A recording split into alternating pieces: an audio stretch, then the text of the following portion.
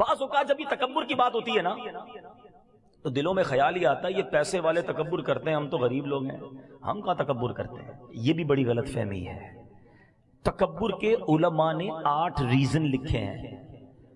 تکبر علم کی وجہ سے بھی آتا ہے، تکبر عبادت کی وجہ سے بھی آتا ہے، مال کی باری تو تیسرے نمبر پہ آتی ہے، تکبر اقتدار کی وجہ سے بھی آتا ہے، تکبر خوبصورتی کی وجہ سے بھی آتا ہے، تکبر طاقت کی وجہ سے بھی آتا ہے۔ اب علم سے کیسے تکبر آتا ہے؟ کسی بندے نے دنیاوی علم حاصل کر لیا یا دینی، علماء بھی بن گئے۔ جی میرے مذہبی بھائی بیٹھے ادب کے ساتھ، کیونکہ علماء نے کتابوں میں لکھا کہ اگر آپ دینی علم بھی سیکھ گئے اور اس کے بعد دوسروں کو حقیر سمجھنے لگے کہ ان کو تو آتا ہی کچھ نہیں، مجھے اتنا کچھ آتا ہے، تو یہ بھی تو تکبر ہے نا۔ علم اس لیے نہ سیکھو کہ لوگوں کو حقیر جاننے لگ جاؤ، اس لیے سیکھو کہ لوگوں کو بلا کر علم دین سکھائیں گے۔ علم بھی تکبر لاتا ہے۔ عبادت تکبر کیسے لاتی ہے؟ کوئی بندہ 5 ٹائم کا نمازی بن جائے، قرآن پڑھنے لگ جائے، پھر کہ دیکھو لوگ تو کچھ بھی نہیں کرتے، یہ تو جمعے کی نماز نہیں پڑھتا، میں تہجد بھی پڑھتا ہوں۔ تو یہی تو تکبر ہے کہ آپ نماز پڑھ کے دوسروں کو حقیر سمجھنے لگے۔ کیا پتہ اس کی کون سی نیکی اللہ کو پسند آ جائے، کسی کو حقیر نہیں سمجھنا ہے۔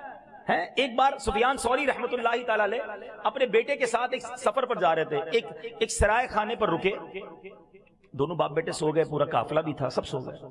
تہجد میں باپ بیٹے اٹھے اور نماز تہجد ادا کی۔ بات بڑی کمال کی ہے، تہجد پڑھنے کے بعد بیٹا کہتا ہے ابا جان یہ کیسے لوگ ہیں، سارے ہی سوئے ہوئے، کوئی نہیں اٹھا تہجد کے لیے۔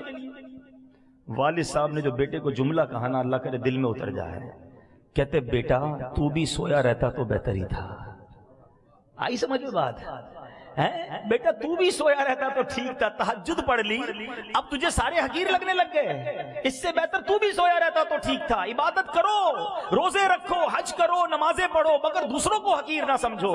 مجھے کیا معلوم میری ساری عبادتیں کہیں منہ پہ نہ مار دی جائیں۔ ڈرتے رہو اللہ جو کیا قبول کر لے۔ مالک ناقص ہوں، کمزور ہوں، جیسی ٹوٹی پھوٹی ہے تیری شان کے لائق نہیں، یہ ٹوٹے سجدے تو نے ہی قبول کرنے ہیں۔ تھوڑے سجدے کر کے پھولے نہیں سماتے، حاجی صاحب، نمازی صاحب، سخی صاحب بن جاتے، نہ کرو ایسا۔